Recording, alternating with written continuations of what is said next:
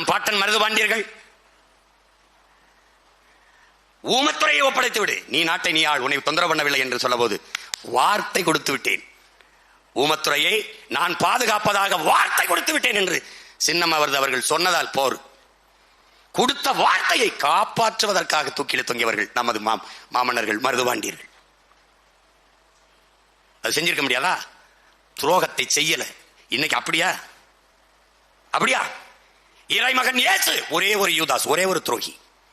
எங்கள் உயிர் தலைவன் 100க்கும் மேற்பட்ட துரோகி. அவன் பிள்ளை உங்கள் மகன் சீமான் 1000 துரோகிகள், தியானம் தரம் துரோகி. அவரே எனக்கு கற்பிக்கிறார், தம்பி எதிரி எப்பவும் தூர இருப்பான், துரோகி எப்பவும் அருகிலேயே இருப்பான். இன்றைய துரோகி நேற்றைய நண்பன், நாளைய துரோகி இன்றைய நண்பன். எதிரி எப்பவும் நம் பலத்தை குறிவைப்பான், துரோகி எப்பவும் நம் பலவீனத்தை குறிவைப்பான்.